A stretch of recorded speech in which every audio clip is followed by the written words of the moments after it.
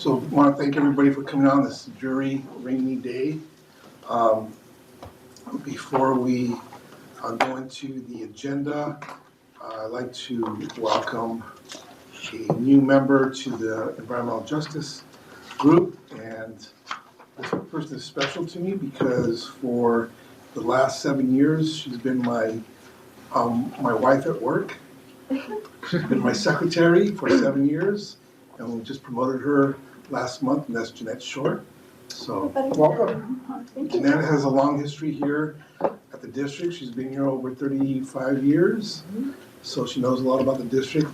More importantly, she took care of me and kept me on task and beat me up when I needed to get beaten up, and took care of me, so just want to welcome her. Next, I want to move approval of the minutes from the September meeting. So are there any issues with the September meeting minutes before there's a motion? Yeah, I was present at the last meeting, but by phone, but it was listen only, so I don't know if... Okay, so you want to take yourself off? Oh, okay. Yeah, we'll move you up and then put phone next to it. Okay, so I'll make that change. Anything else? Okay. Seeing none, is there a motion? So moved. Eddie makes a motion. Second? I second. Second. Okay, Rebecca. Seconds. All in favor? Or is there any opposition? Not hearing any, we'll pass it. Thank you very much. Follow-up items? Are there other follow-up items? No. No follow-up items? Then next item is to approve the 2019 accomplishments and seek items for the 2020 goals and objectives. So first, let's go with the accomplishments for 2019. Is there any feedback on what we've done in 2019 on some of the goals that were set for last year? Or for this year? Okay, hearing none. Next is we're seeking approval, or we're seeking items for the goals and objectives for 2020. Are there any items that the members would like us to discuss in the future? Anything you want to add on there? Mr. Chair, I have a question. When do you need this, the accomplishments? Because obviously because of the weather, there are a lot of people absent today. Yeah. Usually we have about 12 people in this room, 13 people. I'll let Alicia answer that question. Well, we did send them out ahead of time, so, but we could give another week or so, but I don't know, how do you feel about it? And this was on the We accomplishments? do need to get them approved. Yes. So why don't we do this? When is the next meeting? March. Until March? So why don't we do this? I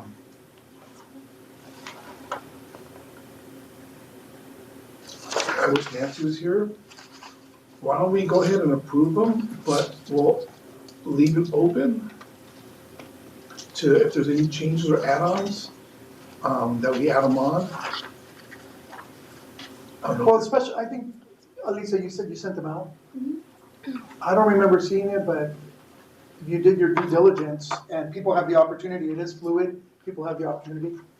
I just think we would be remiss if, because so many people are absent. But I mean, if it did go out, So I know that, you didn't get it either? I don't have it. It was in the agenda packet. It's the whole packet that was I sent to see. you, Oh, not just the agenda. it wasn't one item. Okay. so I know that on one of our other advisory groups that members can bring up items to discuss at any time, so I think we can do the same thing here, if that's the case. So why don't we just send out an email to all the members and saying, if we approve these goals and objectives for 2020, that we'll still be open to hearing, getting input from them on other things they want to add on. Is that okay with everybody? So just on the 2020 goals or also on the accomplishments? Just goals. Okay.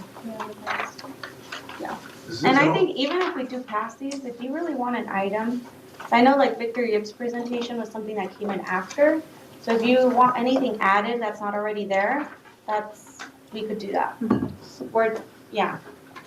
No, and I do want to recognize every advisory group is like that. You guys are very receptive and very fluid to that. So thank you.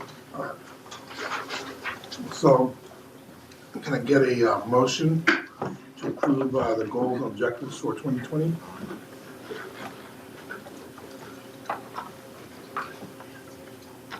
Then it dies until March.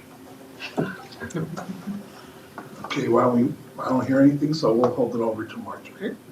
Sorry, I don't hear motions. All right. Next item is item number 5. Alicia's gonna give an update on EJCP. So Alicia, Okay, so thank you all for being here today. Today, we're not bringing in any outside presentations. I just want to recap the year for you. And also, before I begin my presentation, I want to just reiterate how this advisory council serves for us to really gain feedback from you, to learn from you, to, not just at meetings, but throughout the year with whatever requests you may have for your organization as well. But certainly a lot of the work that we did this year stemmed from a lot of the feedback that was given from all of you during the meetings. And so each and every comment, we took note of it and we integrated that into our program. So all of the program, success from this year, all the program successes from this year really stemmed from the meetings that we had and the ongoing collaboration that we had in and out of these meetings. So I know for most of you, I saw you away from these meetings too, not just here at these advisory council meetings. So thank you for that. Can we see who's on the line? So Sure. Is anyone on the line? is it just one way? Is it just one way? Unless they have the Yeah. hosting. Okay. It's just one way, yeah. Okay, so next time we can do the both ways. So first and foremost, overall, we had 4 of these advisory council meetings, which really served to advise us on really implementing the programs. We had 4 interagency meetings with next week's meeting. We had 5 Clean Air Ranger education presentations, and our goal was really to hit 4, so we exceeded that goal. We hosted the 5th Environmental Justice Conference, and we also hosted an EJ bus tour / community learning tour with some students from Cal State LA. I'll get into it in just a bit.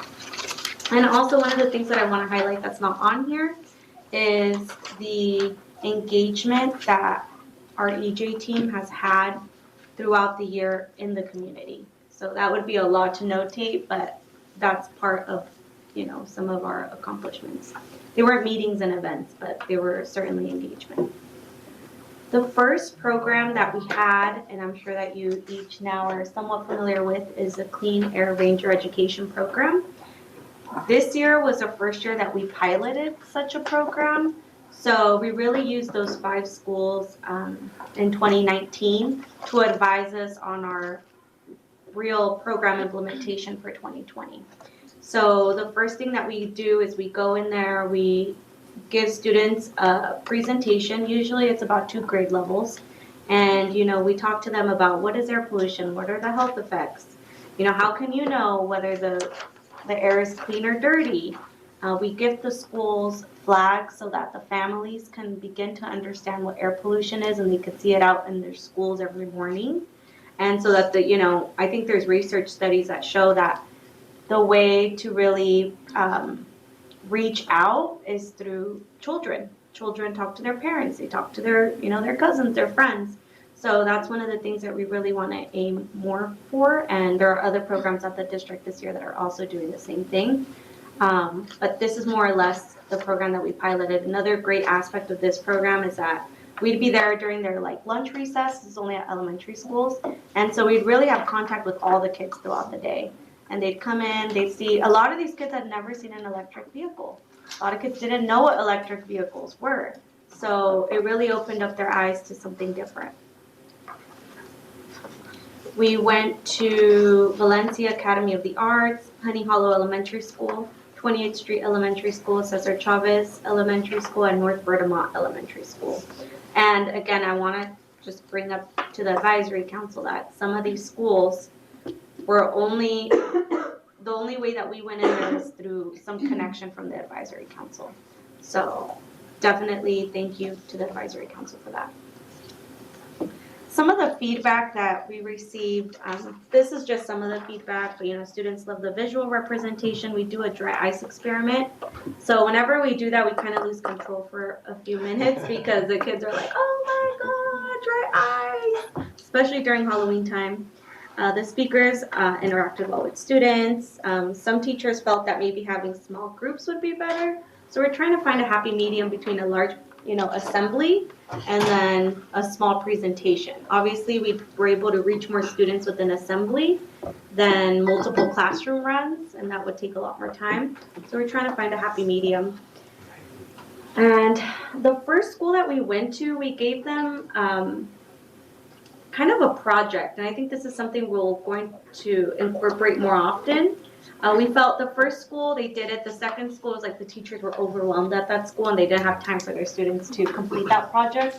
But I think we can give it to the schools, and if they give us back some of the drawings that the kids did of what they learned, it's always really nice to see what they gain back. So that's something that we probably will continue to do, but not make the schools do. A lot of the schools are short on time and they have to meet certain standards and they're really overwhelmed. If I could just mention something,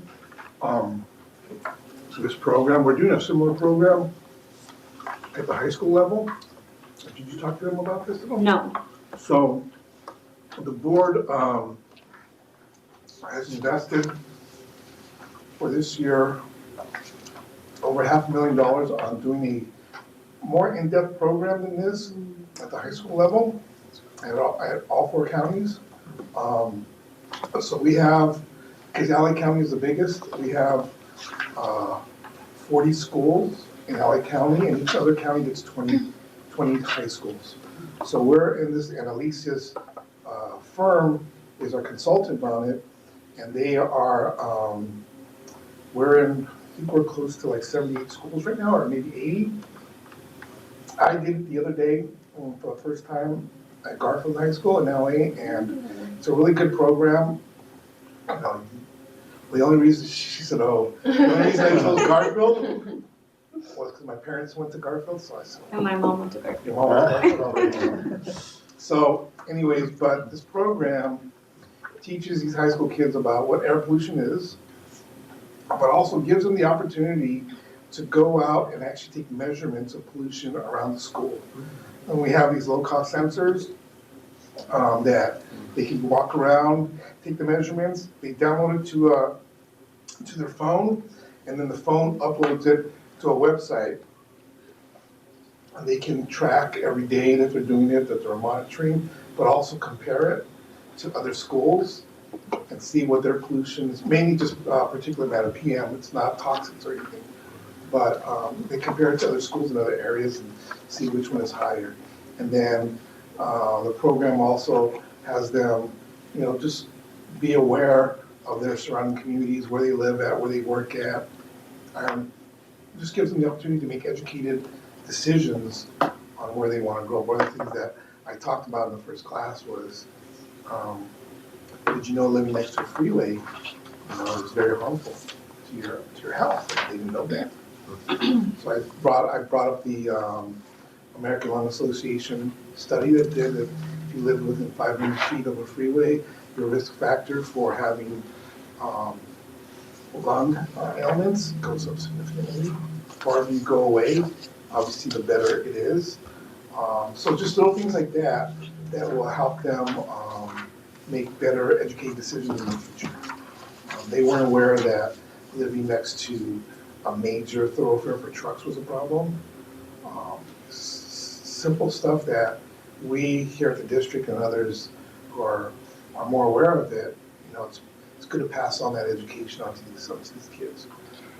So that program's called Why Healthy Air Matters, WHAM.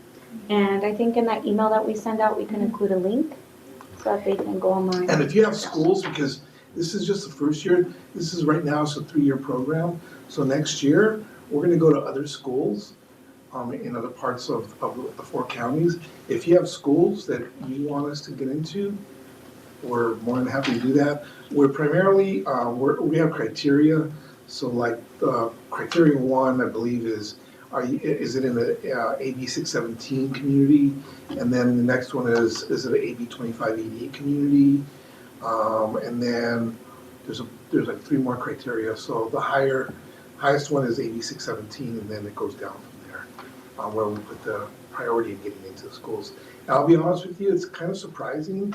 Some schools don't want it.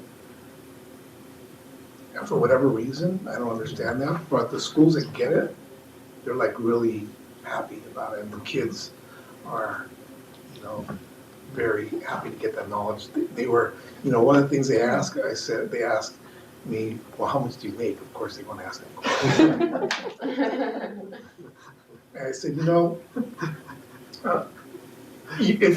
I'm not gonna tell you how to do it, you can find it on the web, because we're a public agency, so our salaries are on the web, and they want to know where I went to college. They want to know what I major in. They want to know how long I worked here, just things like that. It was good dialogue with the kids, because any dialogue that gives them knowledge is good dialogue. And it wasn't just a one-way; it was a 2-way conversation I was having with them. So. How many times do you go back to the school? So I go back again tomorrow. So there's 8 modules total in the curriculum. It's STEM certified, and then NGSS, National, some science. It's a science standard that it meets. So it meets their actual, like if in the AP classes, if they're an AP, it meets one of their criteria for one of their AP tests, the biology test, I believe it is. Garfield only wants it for 3 classes, so I'll go back 3 times. But some schools do the entire 8 modules. Garfield's only doing 3, because it's an AP class, so they have a very limited schedule, openings on how much can be taught outside the curriculum that's already set up. Tarek, why don't you capture WHAM on this report? Because it really isn't, it's not so much EJ, it's more educational.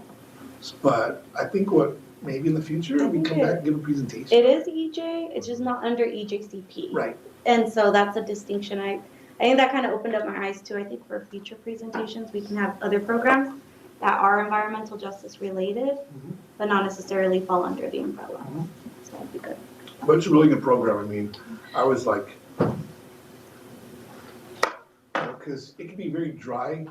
The subject can be very dry, and kids, it's over their heads, but we found a contractor that created a curriculum that was already set.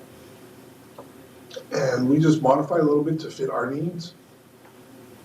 And it's really actually for my daughters, let's say this is really good, Dad. That was a lot, because my daughters are not they care, but they're not really enthusiastic about it. Because you do. What? It's what It's Dad what does. It's what Dad does. It's boring. Can we ask questions? Yeah. So this program is under which department at South Coast? So it's under our department, So under, Legislative Public Affairs and Media. okay. And the curriculum is from the EPA curriculum? Because I heard flags. That's So- for the elementary So school. it's STEM certified, the STEM, and then I forget, it's National something Science. Okay. It's certified by those 2 agencies, and those are minimum requirements to get into schools to teach. You gotta have certain requirements. There's some EPA stuff in there that came from EPA, but it's stuff that Sonoma Technologies, because they're involved in air quality issues, and they create this curriculum. Okay. And what are the low-cost monitors that you're using? Is it AQ trucks? The air beams? They're air beams. They're Okay. air beams, yeah. And so you mentioned that it could potentially be part, and I saw that it's in the objectives and goals for next year. And there's just a few things that I flagged from what you were mentioning. And I'm wondering if this is part of the curriculum or what's being taught about educated decisions. Like, what are you telling them that they have to move out? No, I'm not telling them to move out. Or- What we're doing is we're saying, be aware, Mm-hmm. and that when it's time for you to make decisions like buying a car. Think about, if your parents are only buying gasoline cars, there are other alternatives to gasoline cars. Okay. Just have those options when they're old enough to make decisions. Right. Are those accessible to them? So, like for instance, like an electric car, okay, depending on their income, we have a program. It's the Enhanced Fleet Modernization Program, or Replace Your Ride for short, where depending on your income level, they can get up to $9,500. Mhm. And a used Leaf, it's 3 years old, it's like $10,000. But it depends on a lot of things, right? It really depends on income and Yeah, and where what they I'm live. trying to say is that that's an environmental justice issue. And so something that's really important if we're educating youth about what to do next is solutions. And solutions are not a one fit all for everybody. Right. And they have to come up with their own solutions that fit them. So I think something important, if we're gonna make it part of this, and if we can continue to collaborate to have this curriculum in a South Central LA school, it will be important that it has that EJ focus, because that's an essential piece of not just teaching them about what the air pollution is doing. I mean, they know about it because they live it, right? So it's more about. I disagree. Like the class from Garfield, they're at East LA, right? They didn't realize living next to a freeway, living next to 17 freeway is a problem. Of course, there are knowledge gaps. Yeah. But their experiences with it is what needs to be brought up in this educational curriculums, because they're the ones that are living it. So I'm just flagging it as a note that it has to be, if it's in a because I see that the criteria is it an AB 617, so that's That's an environmental justice community. So it's just a flag. I would say too, Derek, that one of the things, it's one of those things, we don't know what we don't know, right? Right. And I'm sure that in your interaction with the students, they probably bring things up that you weren't even aware of.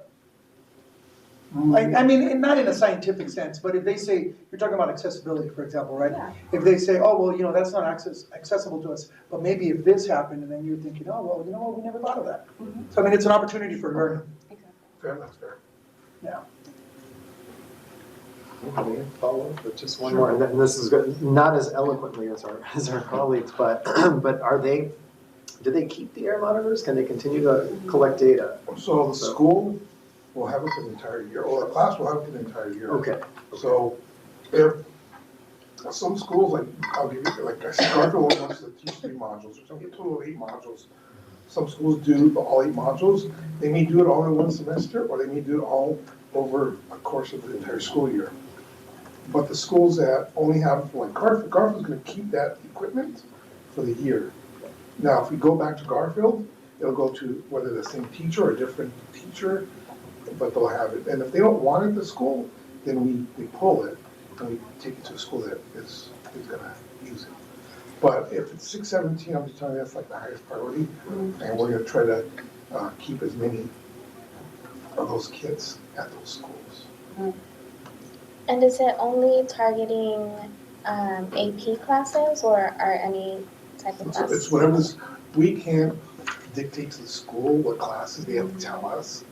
So it's, as an example, Garfield wanted it in the AP class. So the teacher wanted it because there's a portion of the biology test, I believe it is, that deals with air pollution. So it fits kind of in with her, what she has to teach. But we're opening it up to whether it be biology class, whether it be an environmental class, whether it be, whatever, chemistry class, whatever, we're open. It doesn't have to be AP, it could be just a regular class, but it's up to the school. And they gotta find the teacher, because the teacher's gotta be willing to allow it in the class. So those of you who are union members, you'll understand that the unions can be very, they can be very powerful, and the school cannot force it on the teachers. They have to work with the teachers on it. Does this also include some sort of like policy or engagement, like a project that students can come up with as an advocacy piece? Like, I don't know, youth are great advocates. And I've heard of anti-idling projects, safe zones for schools, something like that. Because I think that would be important to have that policy piece that they can engage to, and it's incredibly powerful that they already have a direct connection with an agency. They're talking directly to an agency that can and have the power to make a change. So there's not so much we don't have that component, but what we are gonna be doing, and it's gonna be going to one of our board committees and then to the board, we're gonna be proposing a high school conference. So schools that are participating in this will obviously be invited, be the first ones to be invited, but have a high school conference between 8,000 and 10,000 kids. We're gonna pay for everything.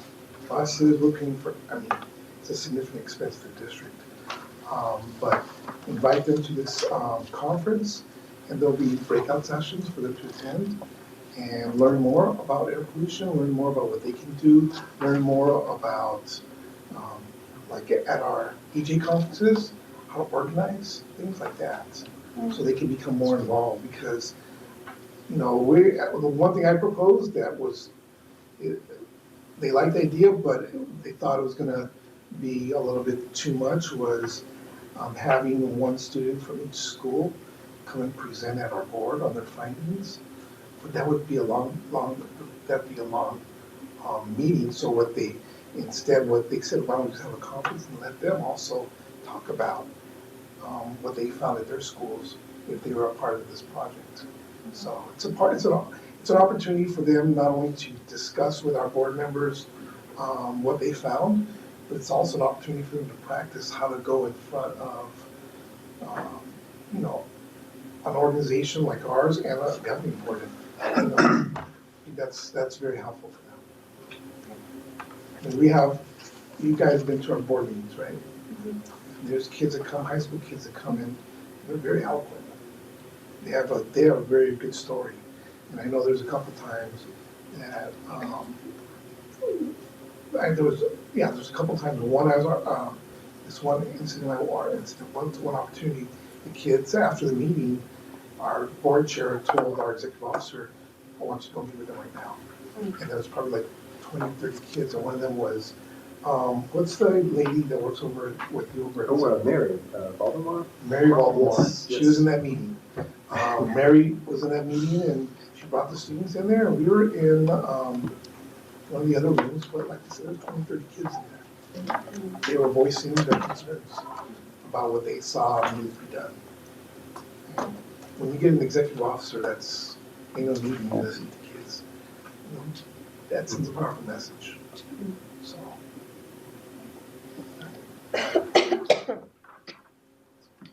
Okay, so the next event that we hosted was the the 5th annual EJ conference in Los Angeles. There were about 300 attendees. The keynote speaker was Honorable Nuri Martinez, and the MC was Victor Pacheco, who again another youth member, and he did excellent. We had 4 breakout sessions this year, and one of them was like a film screening and a Q&A portion, which I think was one of the best breakout sessions this past year. And the plenary session was exploring community-focused strategies. So part of the results that we received, obviously we gave out more questions in this, but just a snapshot. How satisfied are you? 106 responded. They were satisfied. 1 person was dissatisfied, and 8 were neither satisfied or dissatisfied. Overall, how satisfied are you with the plenary session? 92 were satisfied. And how did you hear about the conference? Mostly through email. So a lot of people get on our email list, and that was a good way to reach out. And some of the comments that we received was there was a diverse audience. A lot of people liked the keynote speaker. The panelists spoke honestly about current situations. And what did they like least about the conference was that there was a late start, lack of discussion time and Q&A after the breakout session since it started a little bit later. More details provided in the breakout session. So there's always room for improvement, and we'll continue to work on that. Is this the time that I can ask a question about the conference? Sure. Thank you. So I thought it was very good overall. I had to leave a little early, but I really enjoyed it. But I was agitated by one thing, which is that I noticed that SoCal Gas was a co-sponsor, and I get emotional when I think about SoCal Gas these days, and I don't mean that in a nice, soft way. I'm very angry with them, and I think their messaging is and they're trying to use EJ language to manipulate communities instead of empowering or helping to empower them. So the whole thing just gets me very bothered, and so I wanted to ask you folks, what if you have any criteria or filter for determining who is a sponsor of an event? So, I will say that we understand that people's concern, but we cannot close it off. I mean, if they're criminals, it's a different thing. But for like SoCal Gas as an example, just like any big organization, they have issues. I'm not sure, did we actually get money from them, or did we just let them have a booth? I mean, they're listed in the program is what I recall. Right, They sponsor. Yeah. Yeah. So moving forward, and this was brought up by the chair of the board, he said he doesn't want to accept any sponsorships, and I told you that already, that no longer are we going to accept paid sponsorships. If they want to have a booth, we're not going to stop them from having a booth, but when it comes to taking money from organizations, we're just not going to do it anymore. Well, that makes me happy, thank you. I agree with the chair of the board. Do you happen to know if that was his rationale or why he? He just felt there was a conflict. You mean He them told me- particularly, No, or just in overall general, in whoever it general? is, just taking money from an organization, Interesting. that he just feels that, it could be perceived the wrong way, Yes. but that's not what it was all about. Hey, this costs money, this event costs money, this event, Alicia, correct me if I'm wrong, it's over $40,000, this Yeah, event, I believe it. that was not even budgeted in my budget, okay? I hear you. So, my thought, and we've done in the past, was try to get it underwritten, right? Get sponsorships. But after hearing from the chair, it was actually before the conference, but we had already started accepting, sponsorships. He just said in the future, no more sponsorships. So I do what the chair says, do what the board says. How many community residents attended? Would you ask? How many community residents attended? I haven't dissected the numbers, but I could. I could analyze that. I mostly was looking at the survey results and the attendance numbers. Yeah. But we had some groups, a good amount of groups and community residents show up. But I think overall it was a diverse crowd. So I can get those numbers for you. That would be interesting. Okay, so moving on to the next item is the EJ student bus tour. This is actually one of my favorite things that we do because we engage with, the past two community bus tours have been with Cal State LA students. A lot of those students live in East LA, live in Commerce, live around the university. And so it's a really great opportunity to bring them along for, a tour of the Port of LA, of rendering facilities, and really just engage them and talk to them about some of the air quality concerns in the area, while also, teaching them more about the area and also ways in which they can also seek a career in, a STEM-related field. So it's a really great tour and day with the students. A lot of them had never been on a ship or, a boat, because we take a boat out to the port. So it's a really great learning opportunity, and, one that we may expand for next year. It just depends on the amount of staff and obviously on Derek's direction. But it's a really great tour and to capture, students at the college level and tell them of, that there are internship opportunities at the district, for example. So it's a really great day of learning and one in which I think a lot of their lives change after it. So it's a really great tour. Who did you partnership with it for this? Did you do a partnership or was it just South Coast County? For the tour, well, it was Cal State LA, it was Port of LA. The one before that was Port of Long Beach. And then, we take them there's an interstate, I know Derek calls it the Triangle of Death. Yeah, so I call it, and if you look on a map, in Boyle Heights, there's a section of Boyle Heights where it's actually a triangle. It's surrounded by freeways. This one, and it's right off of Boyle, and then where the 10, the 60, and the 5, and the 101, it's just, because it's just surrounded by truck traffic. So we talk about the goods movement, things like that. Did you partner with Easterns or did you? No. For this one, no. But it's not really, we don't go into. Yeah, we don't go into, really, we just partner with whoever, like Port of LA. Yeah. Okay, so the next program that we have piloted for this past year is the Interagency Task Force. And I know Lisa Hart here is also part of the task force. But we have, next week will be our 4th meeting.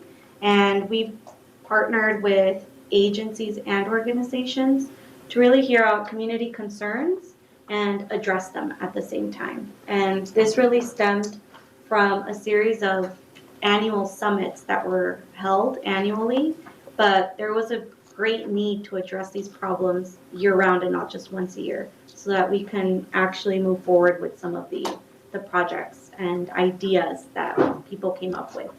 So this is a list of some of the participating agencies and organizations. So we have a task force, and there's so much to do that the task force wanted a subcommittee, so we meet usually on calls and we talk about some of the items where we're at with it.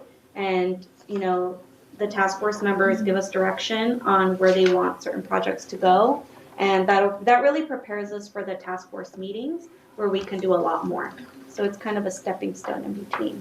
And that really has helped in terms of getting us to meet our goals for the first year.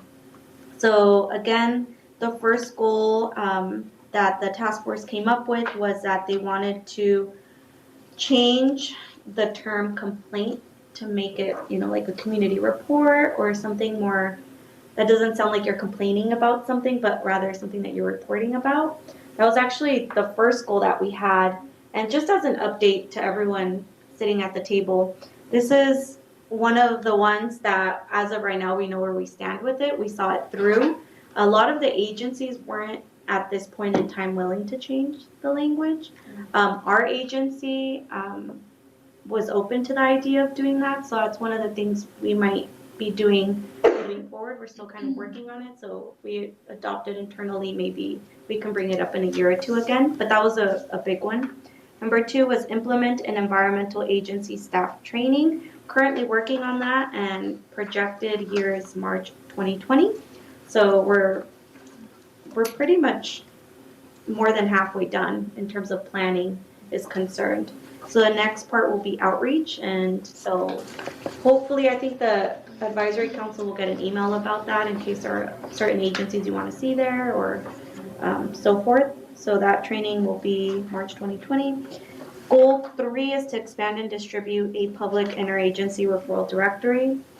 A lot of the concerns that we got from the organizations was that there are so many environmental agencies that sometimes the community members feel overwhelmed, especially there's county, there's state, there's city.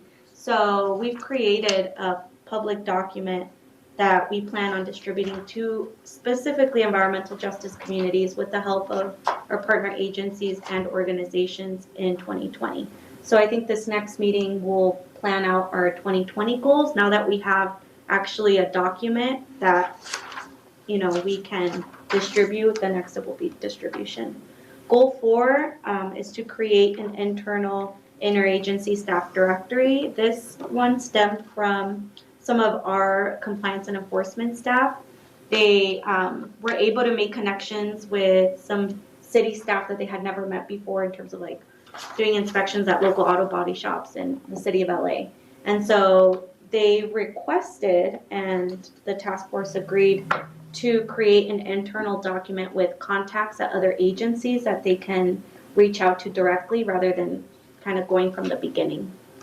So this document, we're still working on it. We received a list from Cali, PA, and so we're kind of combing it through and then also seeing how we can distribute such a list, since there's a lot of phone numbers and information for agencies, so we're working on that.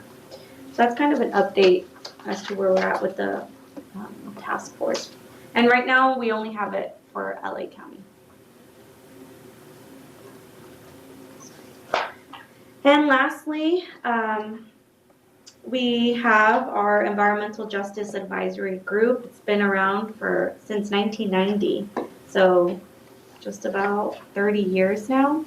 And really their job is to inform the board and, receive just information on certain EJ programs that are happening throughout the district.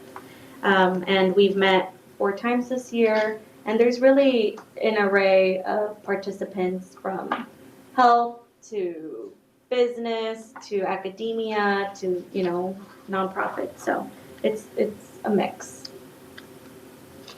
And lastly, I just want to remind everyone, we have little flyers if you want to take out, but just continue to spread the word on downloading the app. Any questions?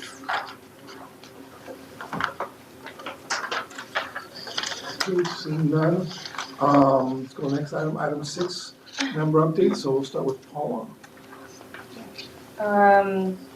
For updates, so I'm implementing the South Central LA PUSH project, which stands for Project to Understand Sources of Air Pollution and Health Impacts, which is part of the Community Air Protection Grant of AB 617.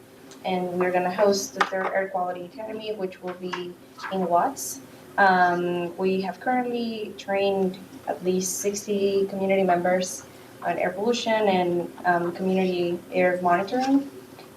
So we're preparing for the 3rd Air Quality Academy, and we're also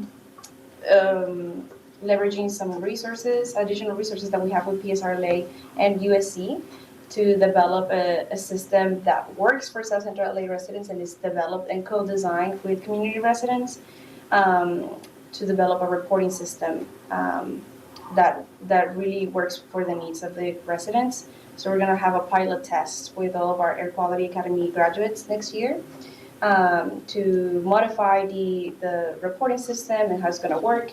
And we would definitely want to have Southwest AQMD and CARB and LA County, the health department, to be part of this, because the report will only work if it's received by a backend. So it really encourages community residents to speak out and look out for solutions. So this is what we're focusing on. It's more like solutions-driven project, and so that's a major update for our South Central LA work. And I think that's it for us. Yeah. Are you planning on having the Air Quality Academies quarterly? Is it by? We've done it quarterly, yeah. So this is the last one for the year, yeah. And I know last time Southwest AQMD was part of it. You're welcome to come and have information. I know we're gonna have CARB talking about snaps, so you're very welcome to come as well. Great, thank you. Rebecca? Yeah, so this year we finished our Transformative Climate Communities Planning Grant that the state funded in the Eastern Coachella Valley. Unfortunately though, while we were working on the plan, we knew that the state didn't, or the same program, the TCC program, doesn't allow unincorporated communities to apply for their implementation grant. And so when we were developing the plan and finalizing it, we sort of didn't see like a next step opportunity for implementation. And so decided to run a bill called SB 351, which would require the Strategic Growth Council to allow unincorporated communities to apply for the TCC implementation grant. And so that was signed by the governor this year, which is a really, really big win for not just for the Eastern Coachella Valley, but any other unincorporated community that should benefit from this program. And it'll help implement projects that can reduce greenhouse gas emissions and just make communities more resilient to climate change and other impacts. I'm sorry, are you saying that you got an implementation grant and are ineligible for? No. I mean, No. a planning, you've gotten a planning grant and are ineligible for an implementation grant? Yeah. That's pretty, Just- that's fascinating. Yeah. Unincorporated communities are ineligible. But it sounds like they covered the loophole. Yeah, but there's still, so the bill that the governor signed would allow unincorporated communities to apply now, but there's still other limitations that the Strategic Growth Council can still place, just depending on like data, population density, other limitations that can impact unincorporated communities. So are you now eligible with Technically, the grant? yes, but based on the council's guidelines for the program, we're not eligible because the Eastern Coachella Valley doesn't meet the density numbers. I guess I'm just baffled as to how you got the planning grant. Is that a question that everybody has? They did allow unincorporated communities to apply for planning grants. Yeah, it doesn't make sense to anybody. Like but- planning for what, I guess, you know? That's the, Mhm. I guess the idea was getting funding from somewhere else, was that the idea? Yeah, that's possible, yeah. But, Wow. yeah, implementation funding from TCC would allow for larger projects to be implemented. And we also finalized another plan that's called the Regional and Neighborhood Mobility Plan for the Eastern Coachella Valley, the unincorporated communities of Mecca, North Shore, Thermal, and Oasis, which is for active transportation infrastructure only. And we'll be moving forward with hopefully working with Riverside County to submit an application for implementation as well. Leadership Council also developed a strategy document on our goals for the Salton Sea work that we're doing. We worked on it with residents from the Eastern Coachella Valley, especially those that live around the sea, and it just identifies different objectives and recommendations on how work at the Salton Sea, whether it's the regional, local, or state agencies that are working on it, how that should advance and how it should prioritize community residents and public health. And there was also a fire in Thermal this past month, the past couple of months, that lasted a few weeks. And it was a mulch fire that happened on tribal land. And I just wanted to note that the response that we received from the Air District wasn't helpful that much. I know that they went out to install an air monitor, but other than that, we didn't see any other collaboration with the different agencies that should have been involved. So I know Public Health, Riverside Public Health was out there. I know that Eduardo Garcia and Ruiz, they had a joint meeting out there. I want to say maybe 2-3 weeks ago. But I thought Riverside Public Health was involved. It's kind of difficult because it's tribal land and it's sovereign. It's a sovereign nation, so they don't like outsiders. I know BIA was involved somehow in the meeting, and I thought we were all kind of working together to a certain extent on it.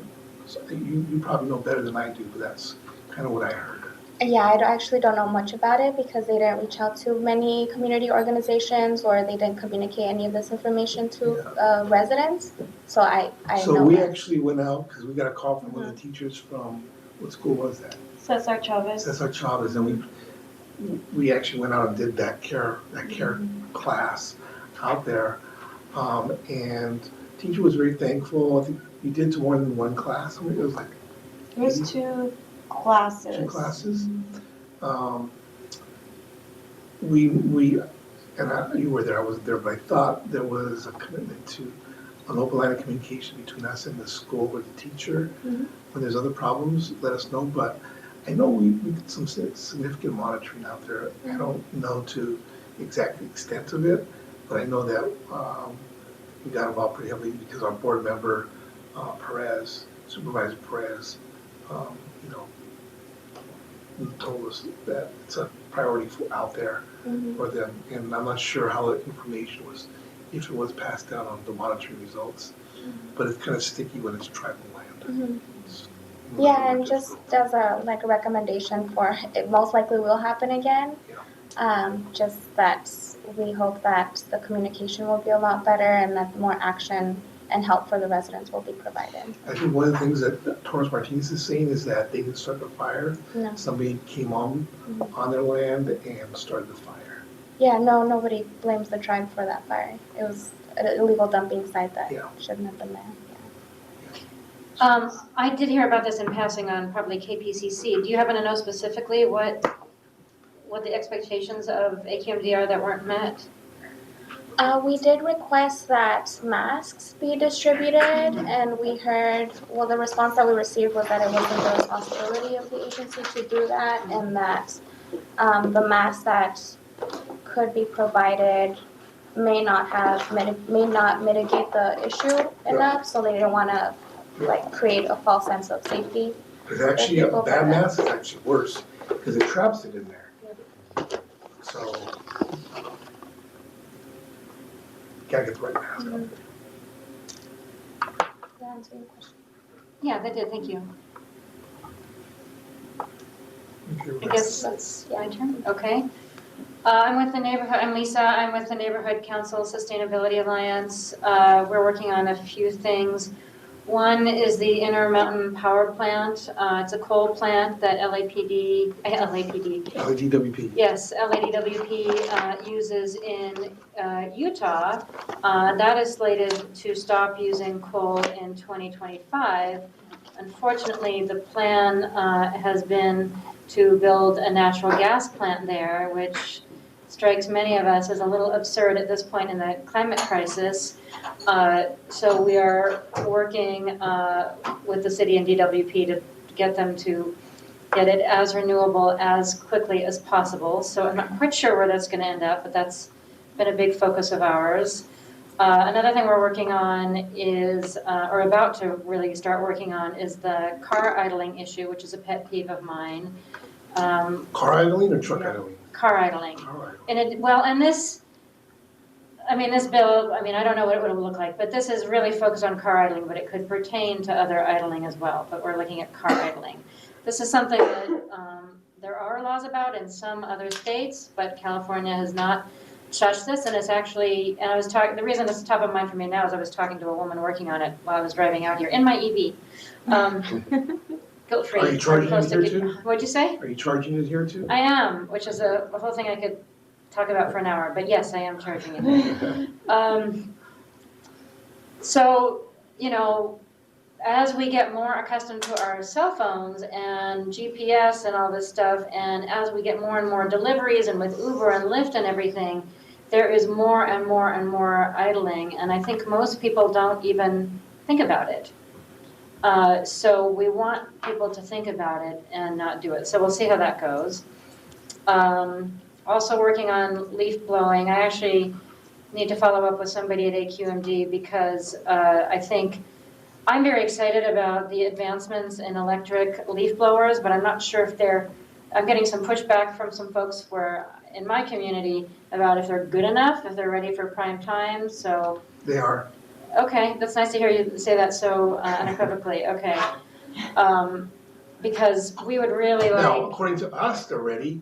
Now, according to the, lawn and garden people, they say, no, it's not as powerful, but it's out there. But whether they want to use it, it's obviously not going to be to the horsepower that they're used to. Right. But it still does the same job.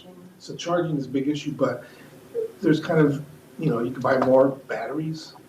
Yes. Batteries on that. Yeah. But so I'm excited. We're definitely closer, right? Because for a long time, it just really hasn't been a viable solution, and it looks like it's close to being or is a viable solution depending on who you talk to. But you need to get the city of LA to enforce their Oh, that's, to be legal. honest, to be candid, we've actually given up on that. That is, I mean, why have an ordinance if you're not going to ranted enforce and it? raved and it just doesn't go anywhere. So that's, yes, but of course. And we are working with the Mayor's Office of Sustainability on supporting the LA's Green New Deal and getting neighborhood councils engaged in that. So that's something we're really, really excited about. And lastly, I was very excited to hear what you had to say about electric vehicles, because I agree with you. I feel like there's a myth, myth is probably the right word. I feel like there's an understanding or assumption out there that electric vehicles are out of reach for low-income folks. And when I look at the numbers and hear things like you said, I'm like, they're not. They're not. And so we're actually hoping to get a grant through LADWP, not LAPD, to help get the word out, because I just think, as a person with one and who's, you know, had a lot of still has a lot of barriers to overcome, and all sorts of levels with it, I really want to make it easier for people. And I think that it is easier for people than they think or than they know. And I just want to close that knowledge gap, because I just want people to get excited about them and start buying or leasing them. You know, the one issue that I think is of concern, well, a couple issues of concern, they know nothing about it. Mm-hmm. Okay, number one. Number two is, you know, what's that, it's called range. Range anxiety. Range anxiety. Yes, I've driven twice, I've gotten home with 0 miles left. You know, the first time was really stressful, but the second time I kind of learned I had a little wiggle room, so. But the third, more importantly, is infrastructure. Yes. The infrastructure is not in place to, you know, for them to charge. Now, that's not to say it's not gonna be, and I could go into something that, but Nancy will kick me under the table, I'm not supposed to talk about it, but there is a way to get it. Yeah, I know, she's getting ready. I'm not gonna talk about it, What I but want you, I'm there sorry, are- this is too tantalizing. What are you not gonna talk about? I- Can you talk about what you're not gonna talk about? I'll tell you what, we're gonna come back, I gotta check with legal, we're gonna present something, a bill that we're proposing, Okay, and we're gonna only educate, we're not advocating for it, we're gonna educate you on the bill, but let me just leave it right there. okay. Okay, but there's also, getting back to the infrastructure, is there are grants. Grants from Edison, there's grants from us for residential chargers. And I just found out, and I was talking to AQMD yesterday, and they didn't tell me about that. This is what drives me crazy. They didn't tell me, you guys didn't tell me about the grant for residential chargers. I found that out on the Plug in America site. So this is an example of what's so hard as a consumer to get the information. But I did learn yesterday from AQMD that the state, through Good Alternatives, is gonna finally have what they're gonna call one-stop shop, which is supposedly going to make it easier. So you can go to one place to find out all the programs you're eligible for. So let me tell you we tell the dealers, and the dealers are not passing it on to you guys. Yeah, I believe The you. dealers should be the ones that are talking about all the grants that are being offered. You know, we've met with Southern California Dealers Association to let them know to pass the word on to their members that, hey, we have grants available here as long as you're within our jurisdiction. Edison has them, LADWP has them, they all have them, but it's just not getting the word out. Yes. Okay, I was gonna say, if I could go, I work with the Clean Vehicle Rebate Project, so our main role I worked with Clean Vehicle Rebate Project for about almost 5 years, and now I'm with the Solar and Multifamily Affordable Housing Program, but still both under Center for Sustainable Energy. And so my job for almost 5 years was literally going out there, mainly focusing on disadvantaged communities. Once that changed in, I guess 2016 is when the legislation made that a priority. And so I think actually going to schools, a big thing that we try to do is really get to PTA meetings. And that was extremely hard. We made it to very few, but just to talk about getting that information out to the consumer, we have like a huge team that is across the state. At one point, I was one of 2 that had the whole state, but now we have like a team of like, I don't even know, like 10 people out there. And We do dealership outreach. Yesterday was actually the unveiling of new updates to the program. So because we Yes. always have like, well, not always, but for the past few years, we've had an allotted amount that was specifically for LMI customers.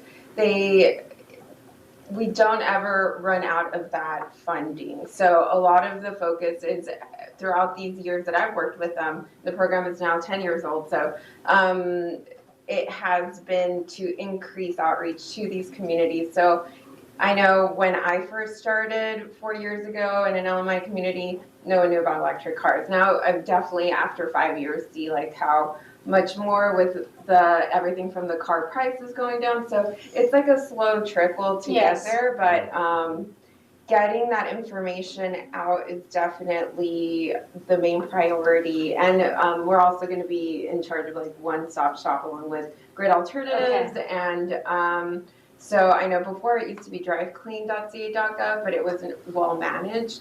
So now we're utilizing, or now CARB has, since these are all CARB programs, is really trying to focus on trying to make it the most consumer friendly way where you can, instead of learning about each program differently with One Stop Shop, you'll be able to know everything you qualify from the beginning versus using all the different agencies out there. And so it's definitely, after years of miscommunication, this is definitely something that is like going to be a good way to filter out this information to all the different consumers in California. So ours, if you want to take a note, replaceyourright.com, and the same thing. Yes.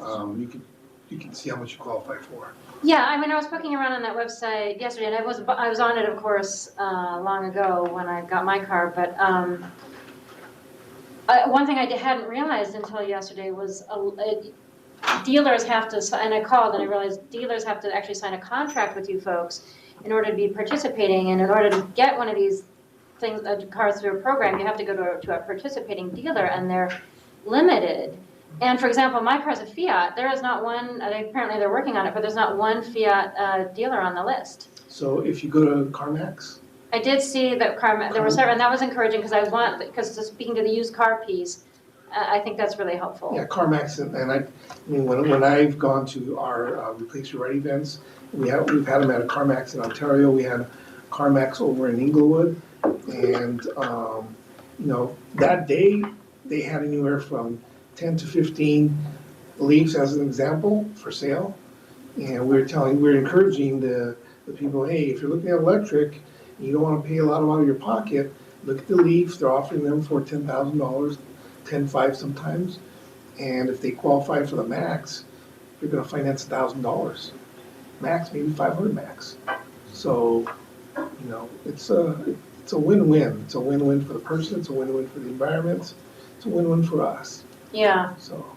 Yeah, I mean, I think that's incredible, and I think more people would be, the only reason people aren't doing, I mean, of course, there's the issue of, the infrastructure and where you can charge, but another thing people don't know is that in the state of and I'll stop after this because I know I'm chatting too much, but in the state of California, if you're in an apartment building with 5 or more parking spaces, your landlord is obligated to work with you and to be accommodating, not to pay for it, but to be accommodating with you in terms of getting a charger. I don't think people know about that. Accommodating doesn't mean they have to, You can just pay, but you got to pay for it yourself. Yes. And the cost, the biggest cost is that part. Sure. That part. And if they move, I mean, bringing you're in really gonna invest in it, you're electricity. gonna move.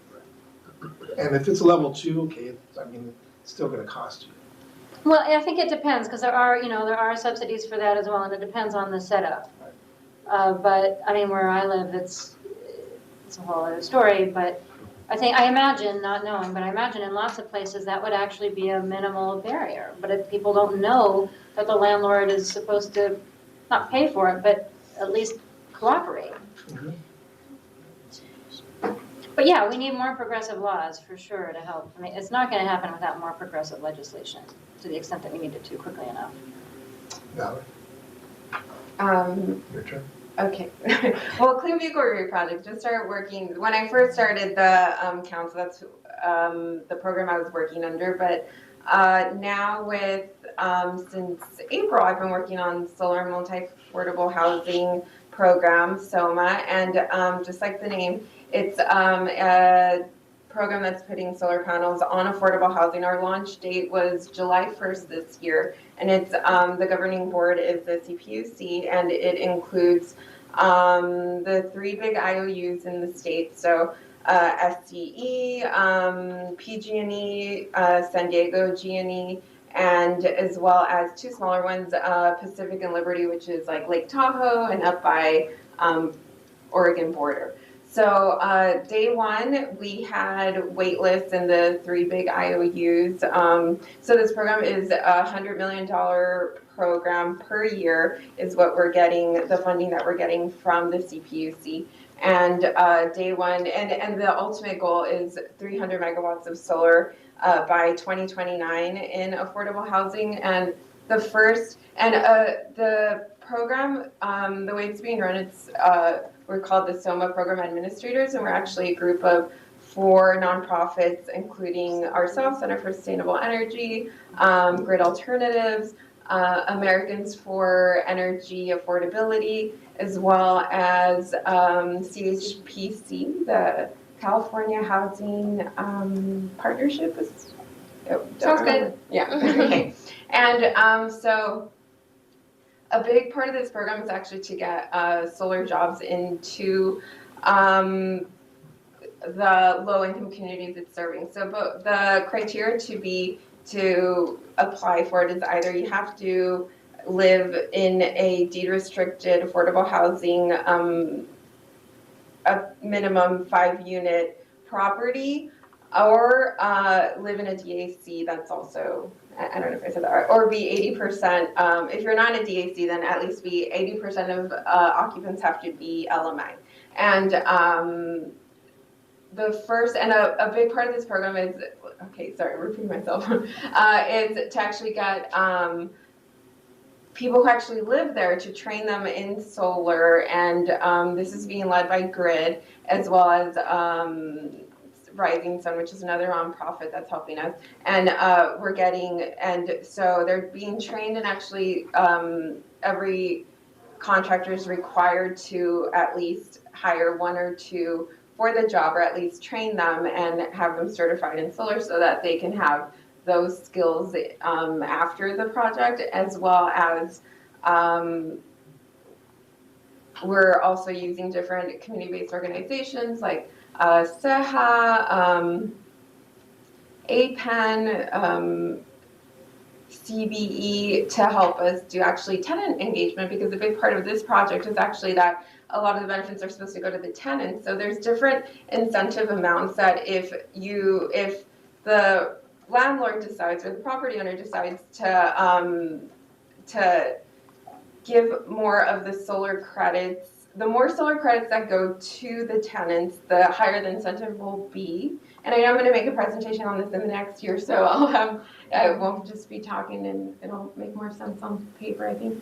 But we're seeing that at this moment, about 90% of solar credits are going straight to tenants. So that means, and part of the program is that rent can't go up of the tenants. So the tenants themselves are seeing decrease. They're going to see, because no project has actually been interconnected yet. But within the next year, we'll have, I guess, more information. But at least at this point, we're seeing about 30,000 tenants will benefit from it just in the first year. So, and we've reached 74 megawatts right now. And so we did see some issues. So we are going to have some handbook changes that will be in an advice letter form that's going to have public comments. So everyone's welcome to look at it as well and put comments down. But because we saw that a lot of, mainly a few contractors, bigger contractors actually, were the first ones to put in their applications. So smaller contractors that program is really trying to help, so didn't really put in applications. So we're gonna try to increase now with our first few months. I guess this is only the second quarter of the program, but really trying to focus on helping smaller contractors as well, So to help stimulate the economy, and we're really looking at more diverse backgrounds, like from women-owned companies and minority-owned companies, to really help, I guess, create more jobs within these communities. So it's been super successful first 2 quarters, but we definitely have a long way to go because everything is very much on the larger scale, like bigger properties, bigger contractors, but the focus of this program is smaller. So the next few years will definitely be interesting. And so, yes, and that's so much. Great, thank you, Valerie. Todd? Hi, I'm Todd. Not to be confused with my doppelganger, Todd Wood. I have to get into one of these meetings one of these days. Anyway, so I don't know if any of you know him. He's great, and like oozing with personality. I love him. So just one thing primarily. I have lots of questions for you all too, because you're so many great ideas. So on our campus, actually next week, as a matter of fact, so this is scheduled for Wednesday, the 11th of December, and I should say our campus is San Bernardino Valley College, valleycollege.edu if you want to find out where we are located. We have a conference room that's Business Building, room 100. So on Wednesday, the 11th of December, from 6:30 to 8:30 p.m., we have a joint AQMD and CARB rail yard workshop. So it's a community meeting. So again, that's next week, Wednesday, December 11th, from 6:30 to 8:30 p.m. On our campus. So anyone's welcome, invited. Anything else? Hey, you want to say something? No, I was gonna ask so we're seeing that the main concerns in South Central LA are like small sources of air pollution. There's more than 148 auto body shops, more than 60 dry cleaners, and more than 50 metal facilities or recycling facilities near sensitive areas. And we're doing a technology assessment to look at best available control technologies or alternative assessments. And we're sort of hitting a barrier with auto body shops. We know that there are best practices, and I think that there's something in the South Coast AQMD, like a department or a connection that we can develop between PSRLA and South Coast AQMD to get to know what are those best practices or like what it's happening. Right now, we currently requested a public records request on I think it's a complaint or like something related to auto body shops, but we haven't gotten there. So yeah, if we could build that knowledge gap so that we can continue to see what are the different efforts. So is Maybe that public statewide. records request, is that for the entire district, or you have like a certain area? Yeah, just for South Central Los Angeles. So Yeah. you need the zip codes? Yes, I did give away the zip codes. Yeah. Because if they just say South Central, then they're gonna. Yeah, they have the zip codes of the catchment area. So if we could find a way of So, something that. well, Well, I can what are the check it and parameters for see. the, Can you email me? Yeah. And then I'll forward that down to Ron and just find out where it's at. Yeah. I'm sorry, And public then- records office. was the second part of that is just information on auto body inspections and that type Yes. of thing? Yeah. Okay, I think that's Yeah. maybe a presentation. Sure, That we we have, can we can have rules come down. Yeah. Compliance. Or compliance. Compliance, that would be really helpful. Focus just on that, yeah. Yes. Okay, anything else? Well, thank you very much. Any public comment? Any other business? Okay, well then, thank you for coming. Drive safe, stay dry, and we will see you in March. Oh, I'm sorry, do you know when the next meeting is? Was it saying somewhere? There's, It's on March 4th. It is on the agenda packet. Okay, thank you. Thank you. Oh, I grabbed one of those, I just didn't. Thank you all. Thank you so much. Enjoy the holiday. Thank you very much. Happy holidays. Okay.